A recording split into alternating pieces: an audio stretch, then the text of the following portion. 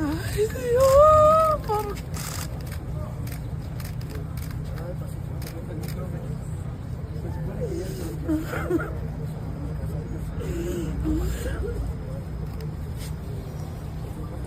President Biden changed all this. Remember the 37 murderers that he commuted their sentences? Remember two of them, one that he pardoned, the one that he pardoned killed 2 FBI agents. Another one literally beat an officer to death with a hammer. And another one literally tied up a woman who had accused him of rape, tied her up in duct tape, put a center block around her, and threw her over a bridge live.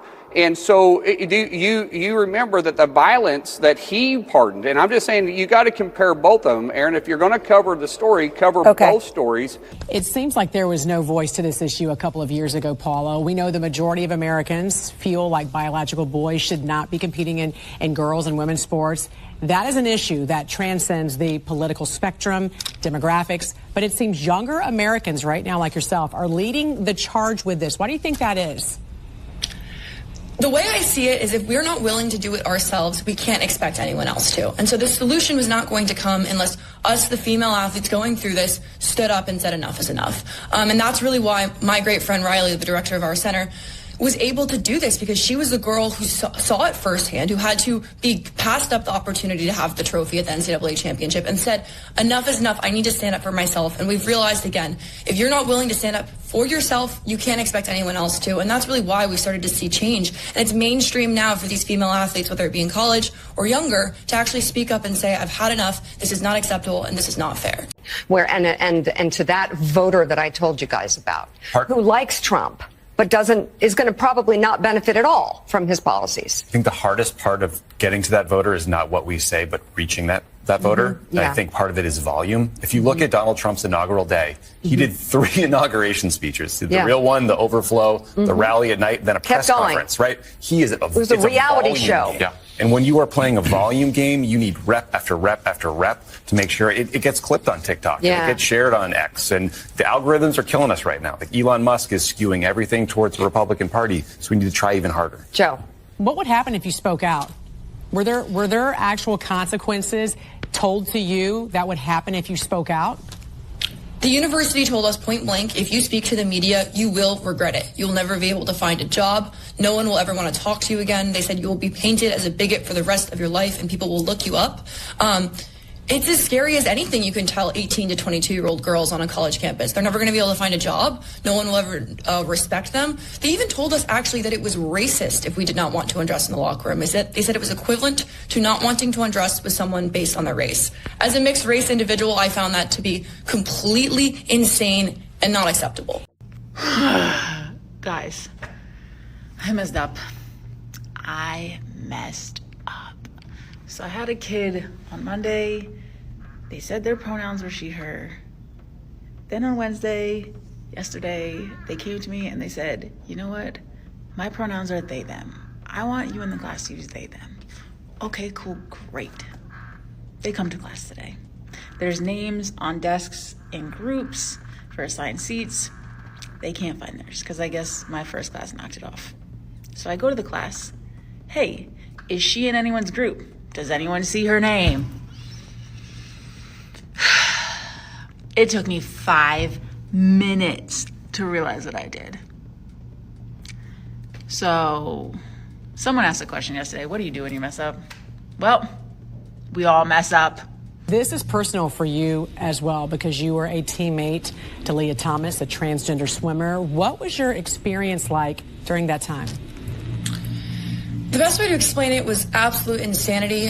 My teammates and I were told that if we objected to him being on our team and undressing in our locker room 18 times every single week he was doing that, they told us to seek help. They said, here is the number for psychological services. You go make an appointment. You are the problem. Again, it was time and time again. We were told we were the problem, not the solution. And if we had any issues with him being on the team or competing or taking our spot or going on and winning an NCAA championship, which he did, we were told that the onus was on us to fix the problem, and it was not him that was the issue or the rules, it was us. Yesterday morning was to reflect, to pray with the nation for unity. And as I was pondering what are the foundations of unity, I wanted to emphasize respecting the honor and dignity of every human being, basic honesty and humility. And then I also realized that that unity requires a certain degree of mercy and compassion and understanding. And so knowing that a lot of people, as I said, in our country right now are really scared, I wanted to take the opportunity in the context of that service for unity to say we need to treat everyone with dignity. What do you make of what has transpired in the past, really, few months on something you fought so hard to change? I mean, it's a great win, but exactly what Riley said. It is crazy that we are even here having these conversations.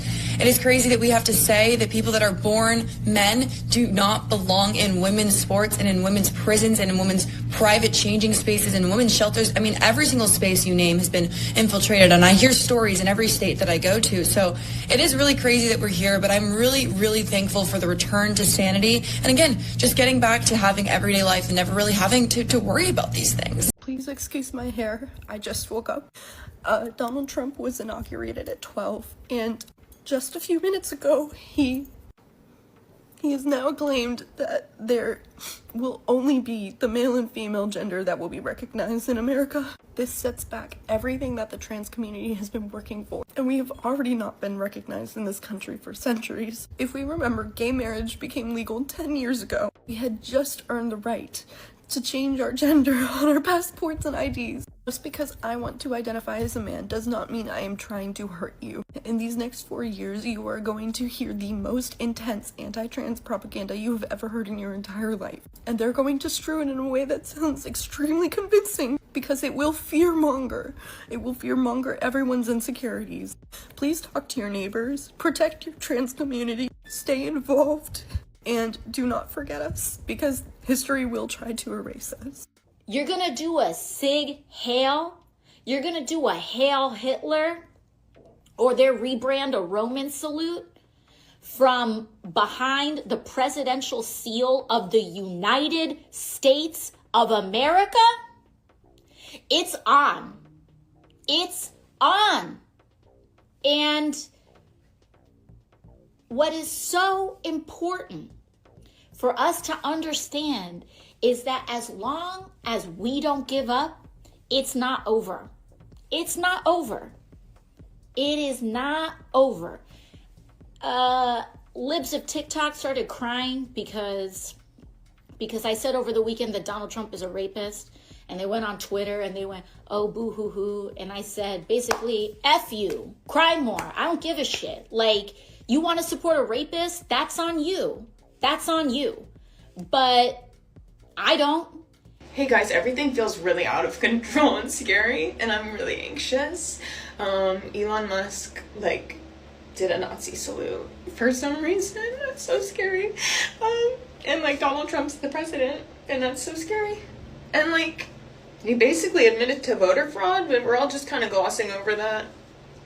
Also, if you look up, this is random, if you look up right now in the search bar on TikTok, the Taylor Swift song, The Smallest Man Who Ever Lived, it's all, for me at least, I'll tell you, it's all replaced with woman, ? What is about to happen? I have such impending doom and fear, and what is about to happen? So I'm just laughing because I'm scared. I don't. In the name of our God, I ask you to have mercy upon the people in our country who are scared now. There are gay, lesbian, and transgender children in Democratic, Republican, and independent families, some who fear for their lives. And the people who pick our crops and clean our office buildings, who labor in poultry farms and meatpacking plants, who wash the dishes after we eat in restaurants and work the night shifts in hospitals, they may not be citizens or have the proper documentation. But the vast majority of immigrants are not criminals. They pay taxes and are good neighbors. They are faithful members of our churches and mosques. So what I did when they were sitting by themselves, I approached them and said, I screwed up, didn't I? And they said, yep. And I said, I am so sorry. That is completely 100% my fault. I apologize. I will not get it wrong moving forward. Please know I heard you when you told me your pronouns, and I will get it right. That was totally my bad. I apologize. So that's what you do. You own it. You apologize. They were happy that I came over to them. They were disappointed in me. I just saw the look of disappointment, and I was just like so disappointed in myself. But we just get better. We learn, we grow, get better. I will not F it up again.